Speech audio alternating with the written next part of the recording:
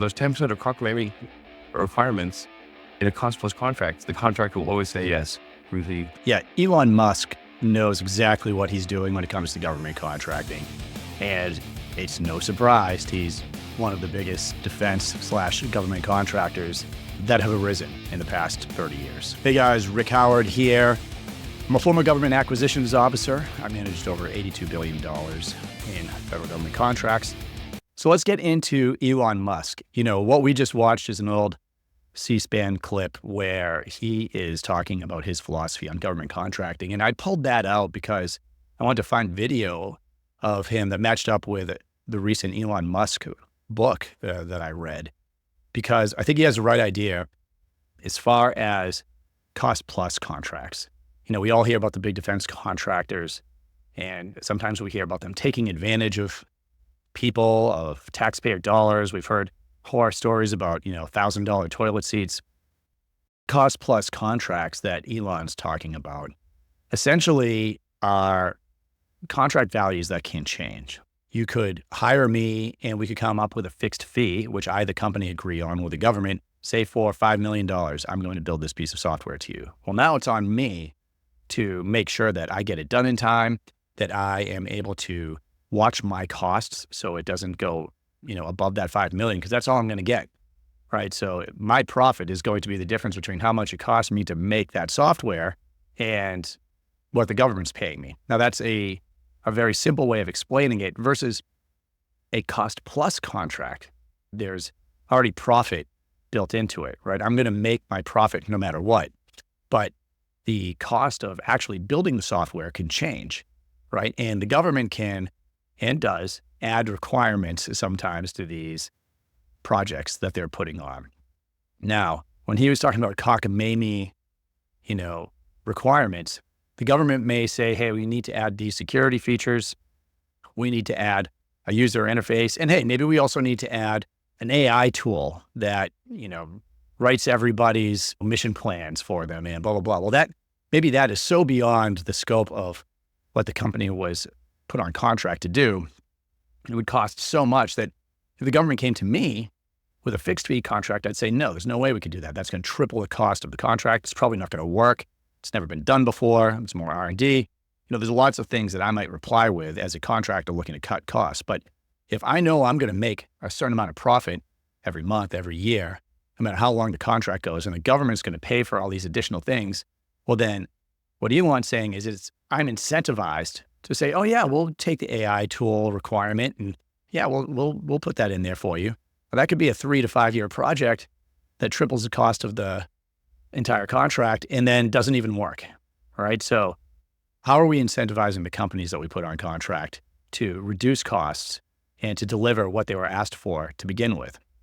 So that's cost versus fixed fee. Let's hear some of Elon's other thoughts on government contracting and see what we think of them. It's critically important that we change the contracting structure to be a competitive commercial bid. Make sure that there are always at least two entities. I'm not going to come out swinging on this, maybe a couple jabs, but for the most part, I agree with Elon, because what he's getting at is that we don't want to be handing these big prime contractors government contracts that are worth a lot of money without competition.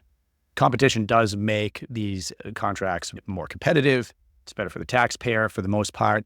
But just having done this for a long time, there are certainly times, even with the bigs, where a sole source contract makes sense and it does the opposite. It doesn't waste the government's time. And there's a couple of reasons for this. One is if there's a company that they're the only ones that can do the thing, right? So you might have a unique startup where your software or your technology, it's new. It's the only thing that does what we need it to. Another is if the government has already invested in the infrastructure with a company. So if the government has invested, tens of millions of dollars with defense contractor X to build out a virtual reality environment, and in order to compete the follow-on contract, they would have to spend that money all over again with the new business. It wouldn't make sense, right? It wouldn't be cost effective because there's already an investment there. So there is a time for sole source contracting. But I think competition for most contracts will win the day and be best for the country and for you, the taxpayer. I started GovClose. So GovClose.com is helping businesses sell to the U.S. government. And we have a certification program, which I'm really excited about, that teaches people the government contracting process and how they can leverage that in their own consulting business or as a sales executive for a company. So essentially, we're training the workforce that's doing the selling and winning government contracts for companies. Some of our students are closing contracts before they even graduate. It's really exciting. Those PowerPoint presentations do not count. Everything works in PowerPoint. Yeah. I don't know how many companies have come to my office when I was a government acquisitions officer with a pretty slide deck talking about what they could do. And then a year later, they're on contract, and all of a sudden, it's going to cost the government twice as much because they can't do what they said they were going to do, or it's harder, or they can't meet the security requirements. This happens all the time. And Elon's making the point that everything works in a slide deck, right? All right, well, this is not a slide deck. This is how much money Elon Musk's company SpaceX, or Space Exploration Technologies Corp, has made in the past few years. And we could check this on usaspending.gov. So this is why it's important to listen to him. He's one of the first people that have actually been able to compete with the big defense contractors.